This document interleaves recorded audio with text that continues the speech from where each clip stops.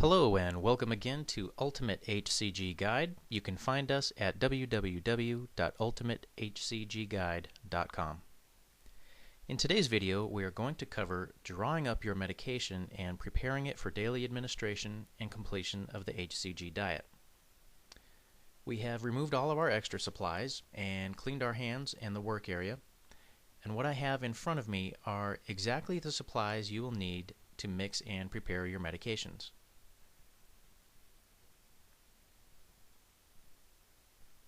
This is your box of hCG, and you're going to remove the hCG vial and the glass ampule of sterile water that comes with it. Go ahead and remove the box from your work area. The glass ampule that comes packaged with the hCG, you'll not need this either. We have all the bacteriostatic water here that we are going to need. Sterile water also stings when you inject it, so we don't want to use it or mix it in with our bacteriostatic water, so this is gone. What we have left is our vial of 5,000 IU hCG. We have a 1 cc insulin syringe, a 10 cc mixing syringe with needle. We also have a 30 cc empty glass vial and our 30 cc plastic vial of bacteriostatic water and an alcohol wipe to get us going. Make sure before you lay all your supplies out that your work area is clean. So wipe down a table or countertop, lay out all your supplies, and then make sure your hands are clean. Wash them with either an antibacterial soap or use an alcohol-based hand sanitizer. Once everything is sanitary, you're ready to get started.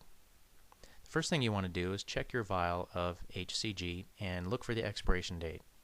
Our date here is November of 2011, so we're good there. You also want to check your vial of bacteriostatic water and the packages or wrappers that your syringes came in. Those will have expiration dates as well. And now you're ready to begin. First off, you need to pop off the top of the hCG vial with your thumb. Should come off easily, and discard that. Be careful not to touch the top of the rubber vial. You need to keep that clean.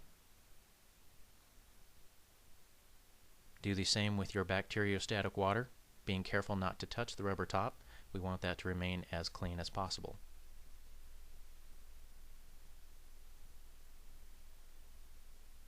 Open up an alcohol pad and then wipe the tops of each vial once. Let them air dry naturally. You don't want to blow your germs on them or wave your hands over them. Now, whenever you draw liquid from a vial, you first want to replace an equal amount of air. This pressurizes the vial, and it makes it easier to withdraw the medication or the liquid without having to pull it out against a vacuum.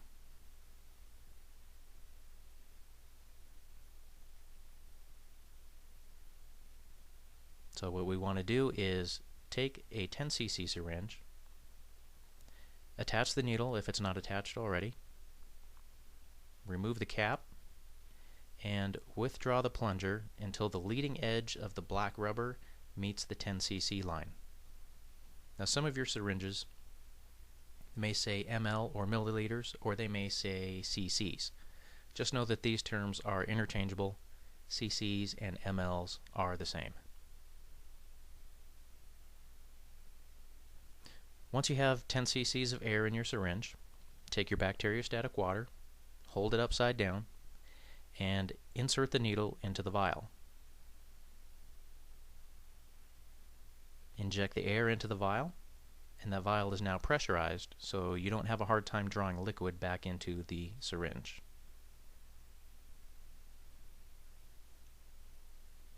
And then, keeping the tip of the needle in the liquid, not in the airspace of the vial, pull the plunger back to the 10 cc mark. And actually this one should come all the way back on its own, as the vial is holding a lot of pressure right now.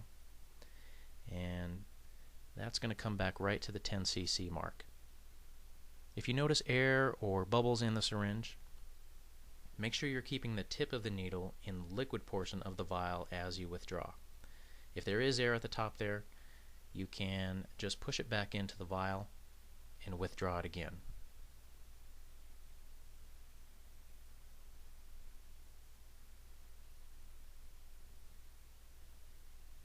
You don't have to push all of the liquid back in there. You can just push it until the air disappears.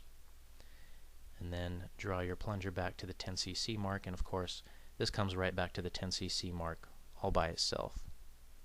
Withdraw the needle, set this down, and now the 10 cc's of water in your syringe, we don't need this. So go to your sink and waste it right down the drain. All we're going to need is the 20 cc's that remain in the plastic vial. Now you're going to repeat the procedure you just did, but this time you only want 1 cc of the liquid. So withdraw the plunger to the 1 cc mark, and as long as you haven't touched the top of the rubber vial, it's still considered clean. So insert your needle back into the vial of water,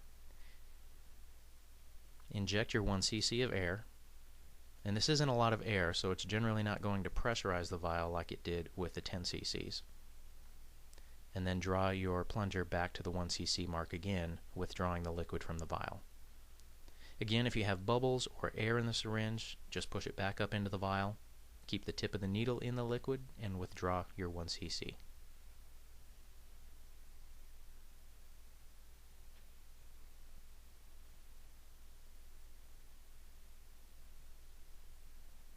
Now take your 1 cc, and actually let me show you something first.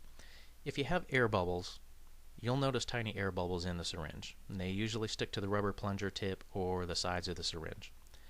It shouldn't be a problem, but if they're excessive or if it bothers you, hold the syringe upright and just flick it a few times with your nail. This will drive the bubbles to the top where you can push it out, and make sure you don't lose your 1 cc of liquid or you'll have to draw up more again. So just tap that syringe till the bubbles come out of the top. Be careful not to waste your liquid. Now let's take our 1 cc of water and our vial of hCG. We've cleaned the top of this already, so we know it's safe. Insert your needle into the rubber stopper and inject the 1 cc of water right down in the vial, and withdraw your needle. I'm not setting this syringe down because I don't want to contaminate it. As long as it's in the open air and it hasn't come in contact with anything that's unsterile, it's still clean. So we have 1 cc of water now in with the dried hCG, and the disc of powder has instantly dissolved. The solution is clear. There's no debris in it. If you notice that the powder hasn't quite dissolved completely, you can just swirl it around to mix it.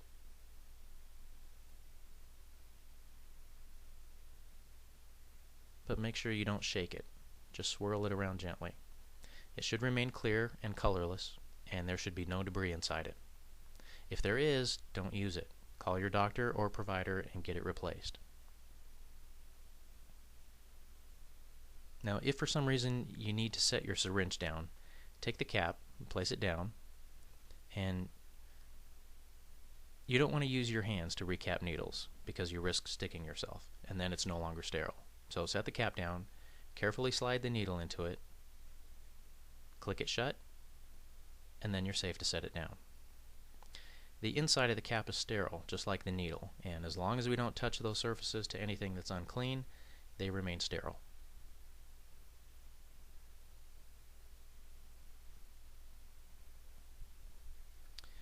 Take your 10 cc syringe again, and you're going to withdraw the hCG solution that we've just created. Draw back 1 cc of air, insert our needle, inject the air into the vial, then hold it upside down and withdraw the needle just a little bit. We want to keep the tip of the needle submerged in the liquid portion as we withdraw it. And you may have to get the tip of the needle pretty low inside that stopper to get it all out.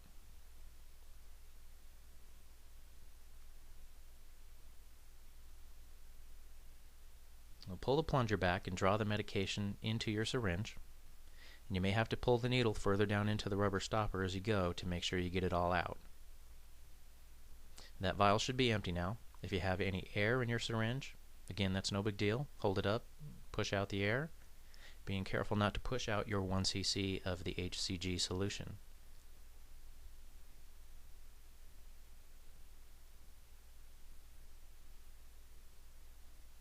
And now what we're going to do is inject this hCG solution into the bacteriostatic water container. Insert that, inject it, and keep the plunger depressed while you withdraw the needle. We're going to cap that for safety.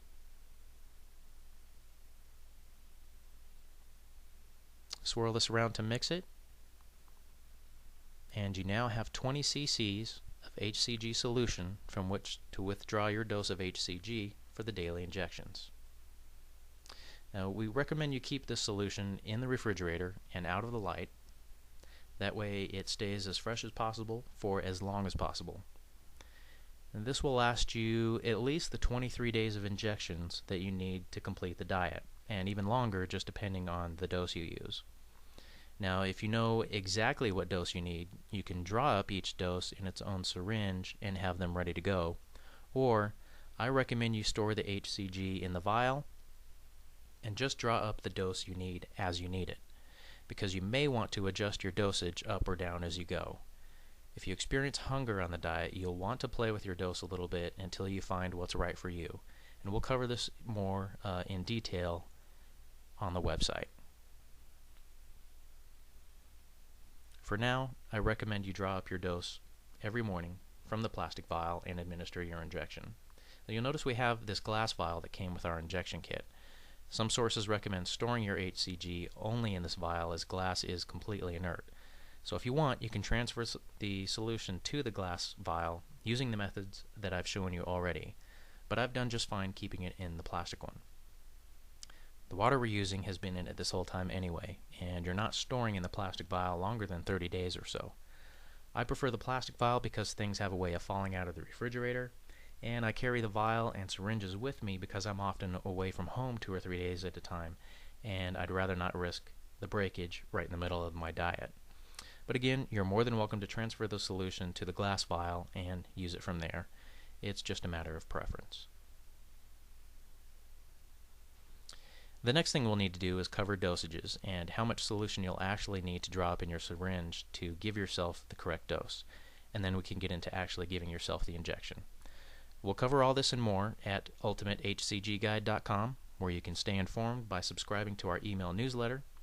When you do so, we'll send you a free copy of Dr. Simeon's original protocol entitled Pounds and Inches, so be sure to get your hands on that.